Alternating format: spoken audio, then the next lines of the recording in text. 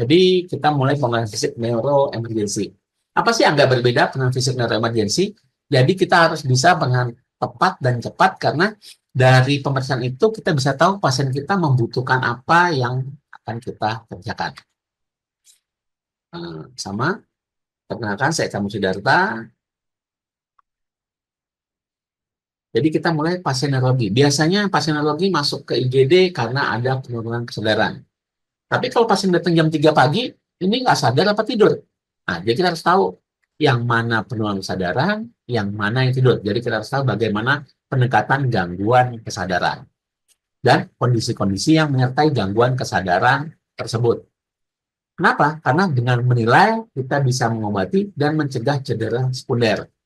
Kita tidak bisa cegah cedera primer. Cedera primer apa? Kecelakaan, kepalanya terbentur sesuatu. Kita tidak bisa cegah. Itu mungkin tugas polisi, suruh pakai helm dan sebagainya. Kita tidak bisa cegah terjadinya stroke, misalnya pecah pembuluh darah atau tersumbat. Kita tidak bisa cegah terjadinya infeksi. Kita tidak bisa cegah terjadi keganasan. Tapi kita bisa mencegah cedera sekunder. Jadi cedera yang diakibatkan dari gejala-gejala yang ada di otak dan gejala sistemiknya. Jadi saat pemeriksaan awal kita bisa tahu kesadaran, kita bisa lihat fungsi otak, jadi kita bisa pantau nggak sadarnya berapa, gimana kesadarannya, GCS-nya berapa. Dan dari pengenalan fisik awal kita bisa tahu di mana lokasi lesinya. Oh, kalau lesi di sini, kira-kira penyebabnya ini, penyakitnya ini. Karena ingat di neurologi itu diagnosis bukan satu. Pertama ada yang namanya diagnosis klinis, bagaimana penanganan klinis. Itu sama dengan penyakit yang lain. Tapi juga ada namanya diagnosis topis. Di mana lokasinya? Di serabut saraf, nervus berapa, parenkim, dan lain sebagainya. Kemudian ada namanya diagnosis patologis. Kejadian apa yang menyebabkan itu? Apakah trauma, infeksi, keganasan, pecah pembuluh darah, iskemik. Kemudian ada nama diagnosis etiologis. Apa yang menyebabkan hal tersebut? Jadi misalnya ada orang dengan stroke iskemik, seperti misalnya tadi kasus Dr. Edi. Diagnosis klinisnya terjadi hemiparesis, kelemahan. Di mana topisnya? Oh, kalau kelemahannya sebelah kiri, artinya topisnya hemisfer sebelah kanan. Patologisnya apa? Terjadi daerah yang infark. Etiologisnya macam-macam. Bisa ada sumbatan, jadi sumbatan itu harus kita benarkan. Bisa ada rusaknya pembuluh darah kita benarkan. Bisa ada gangguan pompa jantung. Kalau pasiennya shock, hipoperfusi, gangguan irama jantung, nah gangguannya di jantung. Jadi dengan klinis yang sama, lokasi yang sama, patologis yang sama, mungkin etiologisnya berbeda, sehingga terapinya juga mungkin berbeda. Seperti tadi yang bertanyakan, apakah semua pasien stroke kita harus kasih pengencer? Ya tergantung, kalau memang gangguannya di gangguan koagulasi, kita berikan pengencer. Kalau gangguannya di tensinya, tensi terlalu rendah, terlalu tinggi, kita perbaiki tensinya. Kalau gangguan di vaskulitis, kita perbaiki vaskulitisnya. Nah, gitu. Jadi, kalau ada pasien IgD, kita mulai dari mana? Ingat, semuanya kita harus mulai dari primary survey. Jadi, survei primer, apa yang kita kerjakan? Karena kalau primary survei nggak bagus, ujung-ujungnya pasti pasien neurologi nggak bagus. Jadi, dari primary survei, kita lakukan resusitasi. Kalau resusitasi berhasil, baru kita pindah ke secondary survey, pemeriksaan neurologis yang lebih lengkap, lebih santai kita bisa kerjakan. Kemudian baru nanti terapi definitifnya bisa kita kerjakan. Kita mulai dari primary survey. Jadi primary survey itu kita mulai dari ABCD, jadi bagaimana RW dan C-spine control. Ini lebih ditekankan pada pasien neurologi karena apa? Kita memperbaiki RW, putar kepala kiri kanan, tapi kalau servikal yang kita jaga, bisa jadi fraktur servikal, malahan bikin terjadi kerusakan pada serabut saraf di lehernya. Jadi RW dan C-spine control. Kemudian breathing-nya, kemudian kita lihat circulation and hemorrhage control, kemudian kita lihat disability dan brief neurology assessment.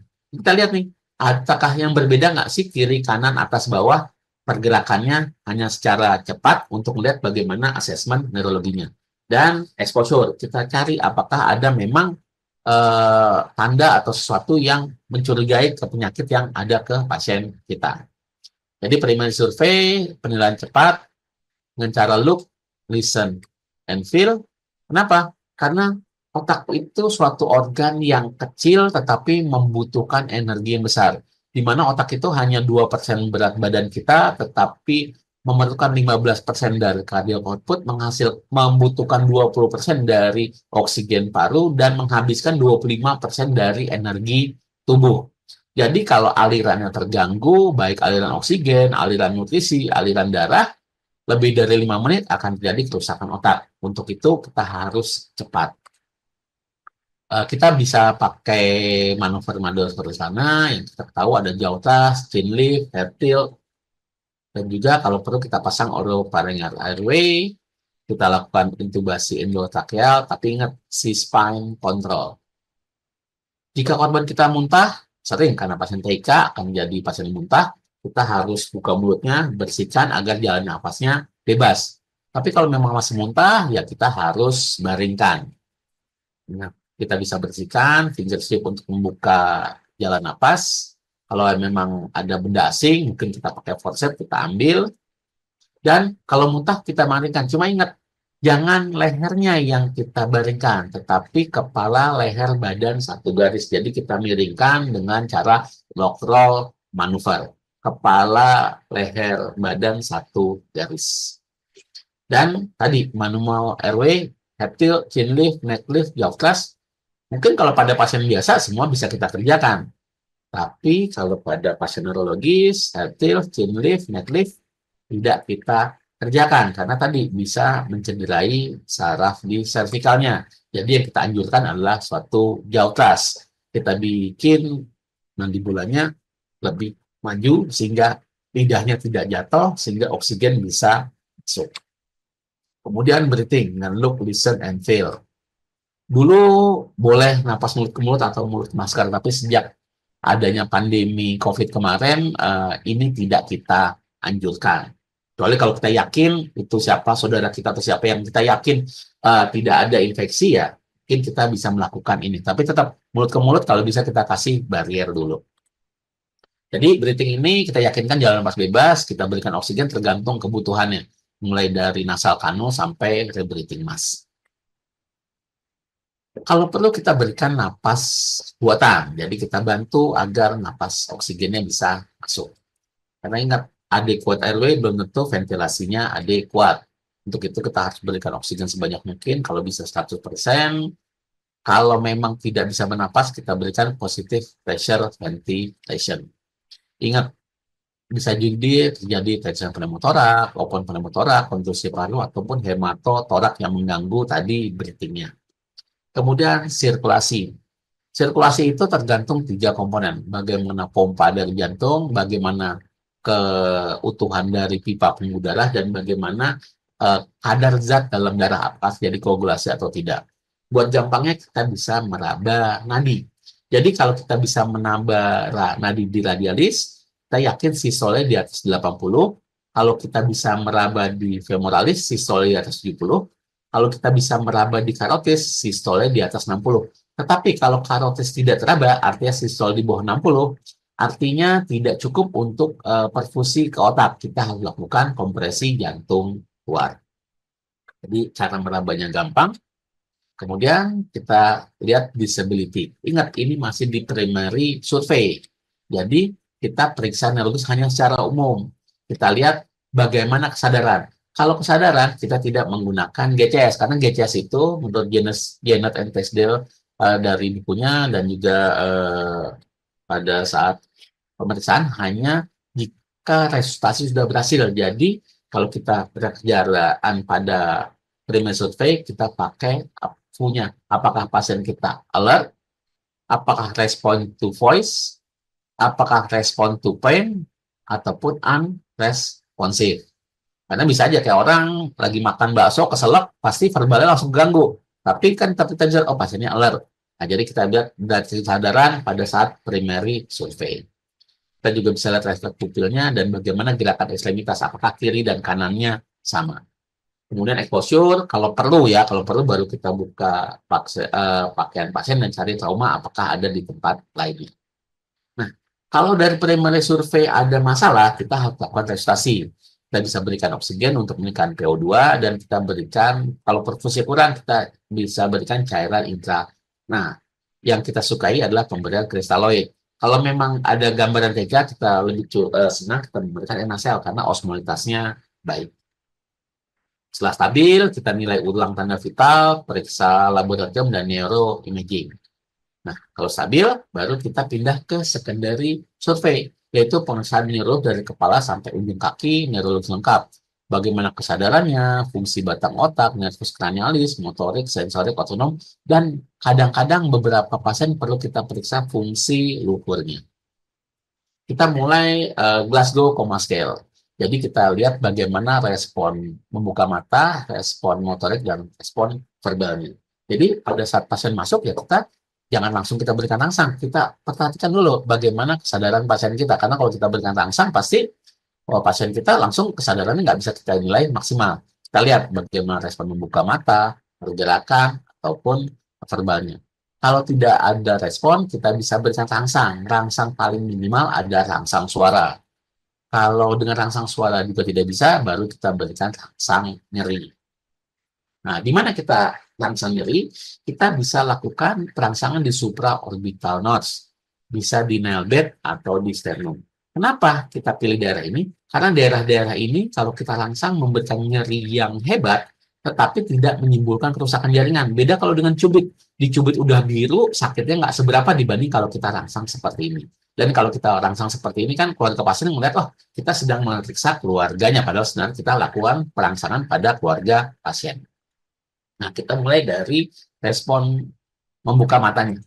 Jadi kalau 4 itu spontan. Spontan artinya apa? Dia membuka mata tanpa perintah, bukan hanya membuka, tapi bisa kontak dengan lingkungan, bisa melihat ke kiri, kanan, jika ada orang bergerak, orang mendatangi. Jadi bukan hanya dia bisa membuka mata.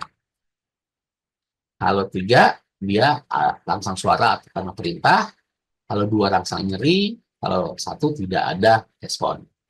Kemudian kita bisa lihat nih, jadi spontan, to speed, to pain, dan non-respon. Kemudian bagaimana pergerakan motorik? Kita lihat kalau 6 itu sesuai perintah. Sesuai perintah seperti apa sih? Oh, kalau pasien bisa ngangkat tangan, oh pasti sesuai perintah. Enggak. Karena kalau misalnya pasien kita orang Betawi yang punya kebiasaan, orang Betawi itu kalau ketemu orang pasti akan laku angkat tangan, dia bilang, Assalamualaikum. Jadi ngangkat tangan. Jadi ngangkat tangan apakah sesuai perintah? Tidak. Jadi kita harus berikan perintah yang menggunakan korteknya, menggunakan otaknya. Misalnya apa? Kita suruh megang telinga kiri dengan tangan kanan. Jadi dia harus tahu mana tangan kiri, mana telinga kanan, mana memegang. Kalau bisa, bukan kebetulan, nah itu baru sesuai perintah. Kemudian, kalau 5 dapat melokalisasi nyeri. Jadi, kalau kita berikan rangsang, dia tahu, oh kita rangsang di tangan, tangannya yang dia ini kan. Kalau di kaki, kakinya. Kalau di kepala, kepalanya. Bedanya dengan 4, dia melakukan respon terhadap nyeri dengan cara bergerak yang tidak beraturan, jadi withdrawal. Belum tentu kita nyerikan di tangan yang bergerak, bisa aja kakinya bergerak. Nah, terjadi suatu fleksi. Nah, bedanya dengan 3 apa? Sama-sama fleksi, cuma bedanya fleksinya abnormal. Nah, mungkin teman-teman nanti bisa lihat orang fleksi normal seperti apa, fleksi abnormal dia. Orang normal fleksi seperti gini, tapi kalau fleksi abnormal, dia akan seperti ini. Dan ujung kakinya akan pointed to, seperti orang main balet, akan menunjuk ke lurusnya. Sedangkan kalau 2, terjadi ekstensi abnormal, jadi ekstensi tapi ujung jari kakinya lurus ke luar. Dan kalau 1, dia tidak ada respon. Nah, jadi seperti gambar ini, kalau lihat 3, ujung kakinya itu akan lurus, kalau 2, tangan dan kakinya lurus seperti itu. Kemudian ke respon verbal. Respon verbal kita mulai dari yang paling bawah. Misalnya 1, itu tidak ada respon. Kalau 2, dia bisa mengeluarkan suara. Jadi jangan bilang, oh pasiennya mengerang. Nggak mungkin. Karena kalau dokter bilang mengerang, pasien dokter harus bisa, ya enggak. Jangan-jangan dia tidak bersuara seperti itu. Jadi dia bisa mengeluarkan suara, sudah kita berikan poin 2. Poin 3 adalah bisa mengeluarkan kata. Kita tahu kata adalah kumpulan suara yang menimbulkan arti. Jadi kalau dia bisa melakukan sesuatu ada artinya, itu artinya korteks otaknya sudah bisa bekerja, bisa nilainya kata. Lebih bagus lagi kalau dia 4, kalimat. Kalimat apa sih? Kalimat itu bukan kumpulan kata-kata. Kalimat itu adalah memiliki subjek dan predikat. Jadi artinya grammarnya sudah ada. Di sini belum perlu dia menjawab benar atau salah. Yang penting membentuk jawaban subjek dan predikat. Sedangkan kalau 5, dia bisa predikat, subjeknya bagus, dan orientasi baik. Yang ditanya dan dijawab sesuai. Terutama pertama, orientasi terhadap dirinya. Dia siapa? Orientasi terhadap ruangan. Dia ada di mana, dan orientasi terhadap waktu. Ini pagi, siang, sore, atau malam. Dan kita ingat, kita nilai GCS itu jangan di total. Karena misalnya aja kita GCS 10, itu ketemu di ICU apa di mall. Bisa aja M4, M6, tapi pada orang dengan tracheostomi. Nah, jadi kita standarin, oh pasien ini dilakukan tracheostomi. Jadi kita jangan di total nilainya, kecuali kalau memang 15. Nah, kita lihat tadi komponen kesadaran. Ada on-off kesadaran, itu arousal di sistem reticular activating system, dan isi kesadaran, ini di cerebral hemisphere. Jadi kalau gangguan vokal biasanya mengenai pada arasnya, sedangkan gangguan cerebral lebih ke arah gangguan yang sistemik. Hipoksia, intoksikasi, gangguan elektrolit, hiperglikemi, nah itu mengganggu di seluruh hemisfer cerebri. Jadi karena komanya pada reticular activating system, kita bilang struktural koma, sedangkan kalau komanya karena korteks, kita biasanya metabolic koma. Dan ingat, struktural koma itu harus lebih cepat kita terapi daripada yang metaboliknya. Ini gambarannya. Nah, kemudian kita bisa lihat area keseluruhan otak dan hubungan dengan pola napas. Jika dia diencephalon, gambaran napasnya stop. Jika midbrain, neurogenic hiperventilasi. Kalau di pons, apnotik, dan di medula, dia gambarannya ataksik. Nah, gambaran seperti ini. Jadi kalau chain stop, dia gambarnya napas cepat turun, ada polanya. Kalau central neurogenic hiperventilasi, dia hiperventilasi dan tachypno. Kalau apnistik, seperti itu gambarnya. Kalau cluster, ada napas, hilang. Ataksik itu polanya sudah tidak beraturan. Nah, dari pola-pola ini kita bisa tahu nih, kira-kira lesinya di sebelah mana. Kemudian juga dari pupil kita bisa tahu. Misalnya pupilnya unilateral dilatasi, fix dan non-reaktif. Oh, bisa ini karena unikal herniasi, kompresi brainstem, peningkatan TIK, tentorial herniasi, EDH atau SH. Tapi kalau bilateral dilatasi 4 mm, fix non-reaktif, ini gangguannya di midbrain nih, biasanya karena hipoksia. Tapi kalau bilateral ukuran sedang, 2 mm, fix non-reaktif, gangguan midbrain karena edem, hemoragik, infark, laterasi, atau kontusio. Tapi kalau pinpoint non-reaktif, mungkin lesinya di pons. Nah, dari pola napas, dari pola pupil, kita bisa lihat ini kira-kira lesinya di mana. Nah, jadi yang anisokor sama-sama besar, sama-sama kecil, pinpoint, kita bisa tahu lokasi lesinya di sebelah. Kemudian kita pindah ke nervus cranialis. Kita ingat ada 12 pasang nervus cranialis. Ini tapak bawahnya, dia keluar dari bawah otak. Kita mulai dari nervus pertama, nervus olfactorius. Ini tugasnya untuk menghidu, bukan mencium ya, menghidu, membawi. Jadi, kapan terjadi gangguan? Bisa ada penyakit di mukosa nasal. Misal kalau kita pilek ya pasti jadi anosmia.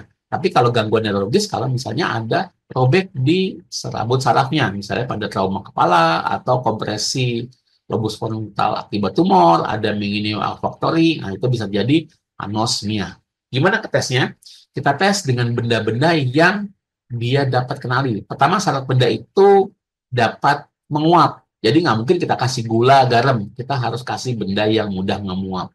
Kemudian, benda itu harus dia gampang kenali. Misalnya apa? Bau kopi, bau teh. Kadang-kadang jauh-jauh dulu bau tembakau. Cuma kalau sekarang kan nggak boleh kita bawa rokok ke rumah sakit. Nah, jangan kita berikan zat yang merangsang mukosa nasal. Misalnya apa? Kalau kita berikan bawang merah. Bawang merah, orang tahu itu bau bawang, tapi bukan karena nervus satunya yang terangsang, tetapi karena mukosa nervus 5 di mukosa hidungnya. Jadi harus kita berikan zat-zat yang cocok. Kemudian nervus opticus. Ini buat melihat, jadi kita bisa lihat bagaimana visusnya, bagaimana lapang pandang, bagaimana warna, membedakan warna, dan bagaimana nanti fundus kopinya. Kalau visus kita pastikan ini gangguannya di mata atau di saraf. Misalnya kalau pasien kita miop, astigmat, atau misalnya gangguan refraksi, kita bisa pakai tes pinhole. Jadi pinhole suatu kertas kita belikan lubang sebesar jarum, kemudian dia melihat lewat lubang itu. Jika terjadi perbaikan visus, itu artinya gangguannya di mata, bisa miop, bisa astigmat. Tapi kalau tidak perbaikan, pasti gangguannya di saraf. Bisa optik neuritis, bisa papilitis. Dan ingat, papil edema pada awal tidak mengganggu visus, kecuali sudah terjadi atrofi dari papil.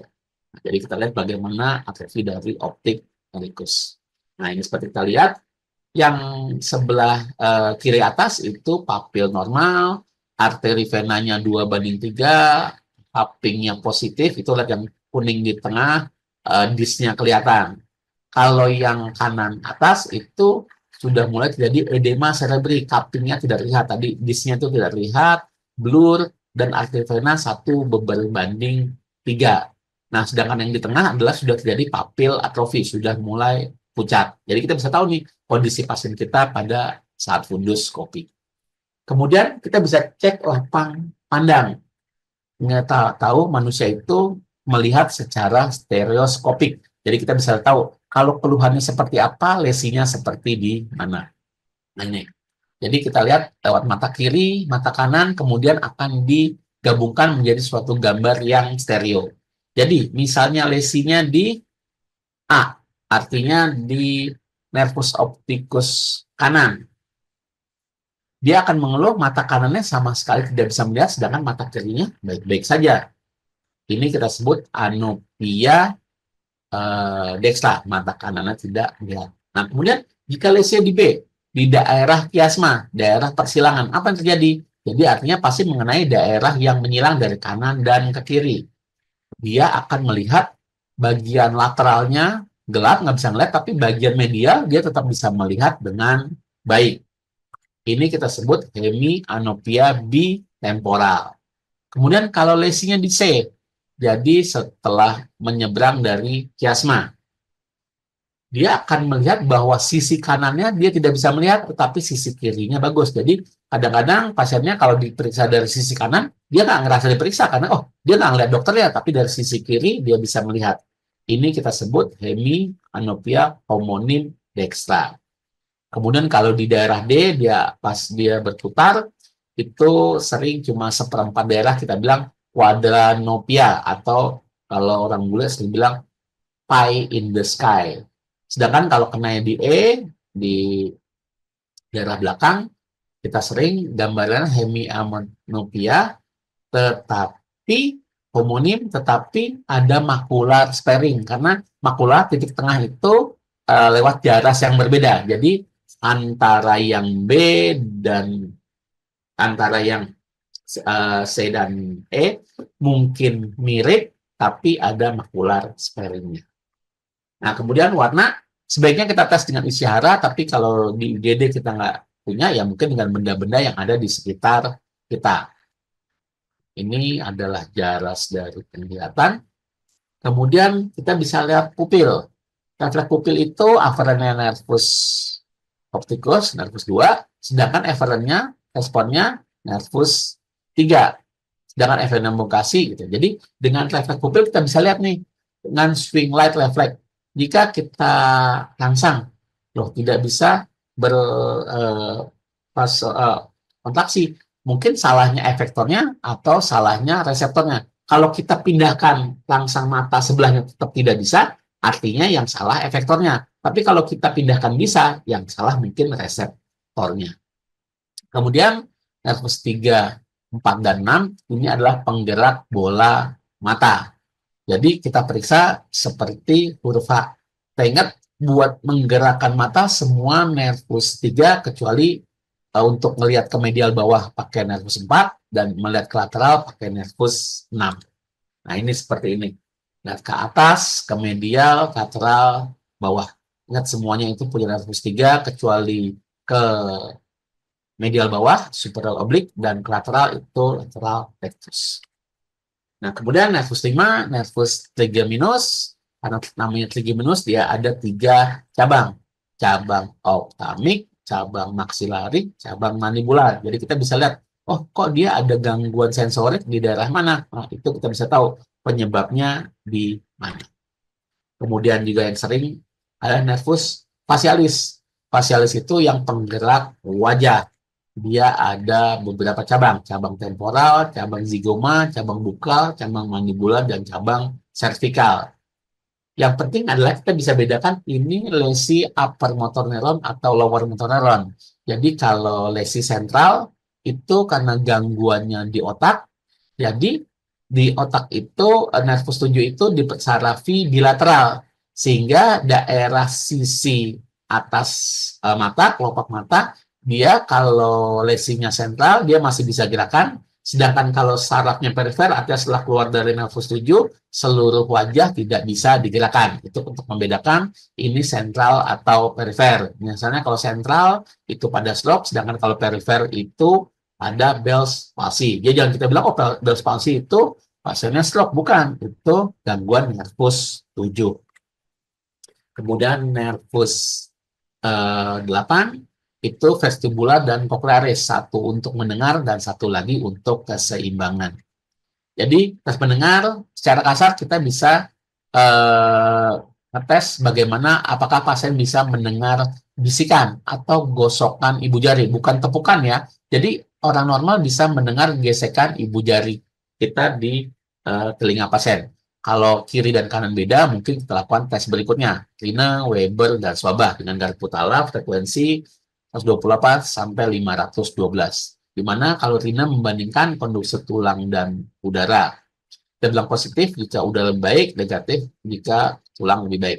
Sedangkan Weber untuk melihat bagaimana lateralisasi, lebih ke arah mana telinga yang sehat. Jadi ini buatlah tahu nih, tuli perseptif atau tuli konduktif. Kemudian nervus 9, 10 biasa kita gabung, terutama untuk melihat bagaimana dari rongga mulut, bagaimana arcus faring, bagaimana posisi ovula, dan kemudian saat dia bersuara, bagaimana ovulanya tertarik ke kiri atau kanan, apa naik ke atas, dan posisi lain sebagainya. 9 dan 10. Kemudian 11. 11 ini sebenarnya nervus cervical yang naik ke atas, jadi kita namakan nervus accessorius, terutama untuk menggerakkan leher dan bahu. Kemudian nervus 12 ini untuk menggerakkan lidah. Jadi kita bisa tahu lesinya sebelah mana. Jadi tergantung posisinya apakah di dalam atau di luar mulut. Jadi anggapnya misalnya kita punya sesuatu, ini lidah, ini nervusnya. Kalau lidah normal, dia disuruh keluarkan, dia akan maju, disuruh tarik, dia akan turun.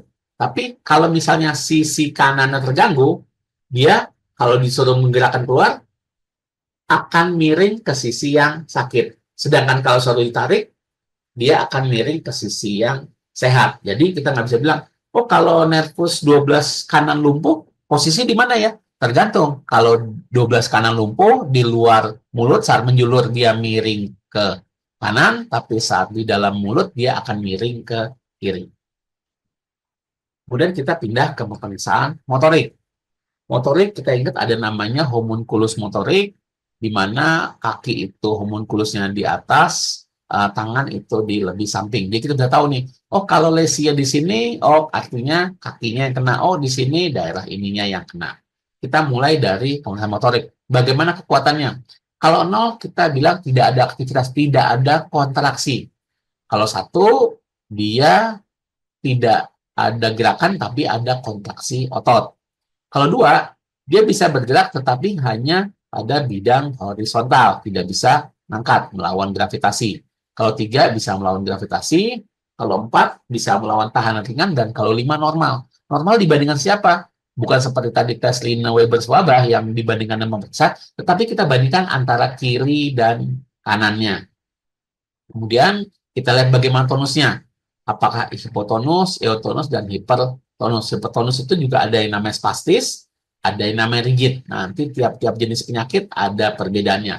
Kemudian kalau kronik, mungkin kita bisa lihat trofinya, apakah atrofi, eutrofi, ataupun hipertrofi. Kemudian sensorik. Sensorik itu ada 4 modalitas. Dia ada suhu, raba, posisi, dan getaran. Nanti kita bisa lihat ini salahnya di mana. Apakah menyilang atau tidak. Kemudian juga kita tes koordinasi, gait, dan art motoritas dari gerakan. Kalau motorik, kita lihat bagaimana pattern ototnya. Ada yang upper motor neuron, lower motor neuron, neuromuscular junction, otot, dan kelemahan fungsional. Nah, kalau yang neuromuscular junction, dia tipenya lemasnya karena kecapean. Jadi kalau sudah istirahat, dia akan perbaikan lagi. Tapi tonus normal, refleks normal. Kalau gangguan kelemahan karena otot, tonusnya turun karena ototnya ya tidak bisa kontraksi, refleks turun, menurun, atau hilang. Kalau kelemahan fungsional, misalnya pasien yang berbaring lama atau general weakness, tonus normal, refleks fisiologis normal. Yang penting sekarang kita bedakan adalah yang upper motor neuron dan lower motor neuron. Kalau upper motor neuron itu gangguannya di atas motor neuron, artinya di korteks, subkorteks, batang otak, atau medula spinalis. Sekarang di mana sih motor neuron? Motor neuron itu ada sepanjang saraf medula spinalis. Jadi kalau ada lesi di atas motor neuron tersebut, motor neuron bukan satu ya, banyak dari setiap cervical nanti akan keluar satu motor neuron. Dia kelemahan jenis piramidal, ekstensor di lengan dan flexor di tungkai. Akibatnya apa? Akan dia tonus meningkat, refleks patologis timbul. Sedangkan kalau lower motor neuron, dia kenanya dari motor neuron ke bawah, dari korna anterior, radis, plexus, dan saraf. Gejala faskulasi, tonus turun, refleks turun, dan refleks patologis tidak ada. Gimana sih membedakannya? Nah, buat gampangnya, setiap otot mau kontraksi itu perlu 2 komponen. Ada motor neuron, ada yang nyuruh korteks. Buat gampangnya, motor neuron itu seperti kuli, korteks itu seperti majikan. Majikannya ada, kulinya ada, otot bisa kontraksi. Tapi kalau kulinya nggak ada, walaupun bosnya ada, tidak bisa kontraksi. Akibatnya tonusnya turun, refleks nurun, dan tidak ada refleks patologis. Nah, bedanya kalau kerusakan di upper motor neuron. Motor neuronnya sehat, kulinya bisa kerja, tapi yang nyuruh yang nggak bisa. Jadi, ya kayak kita, kalau dulu pas TK, SD, kalau guru nggak ada kan pasti kita langsung berantakan di kelas. Jadi apa? Dia timbul refleksnya meningkat, tonus meningkat, dan refleks patologis timbul. Apa sih maksud refleks patologis? Refleks patologis adalah refleks yang dulu kita miliki saat kita bayi baru lahir, tetapi karena korteks berkembang, dia akan menginhibisi. Sehingga pada saat kerusakan korteks, inhibisi itu akan hilang.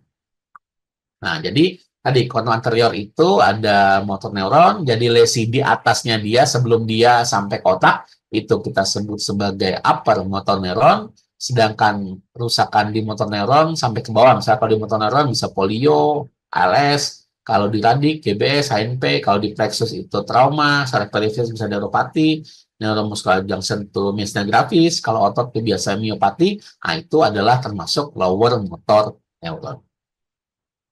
Nah, ini refleks patologis. Tadi mungkin ada yang nanya, refleks patologis ada apa enggak? Ya, tergantung tadi.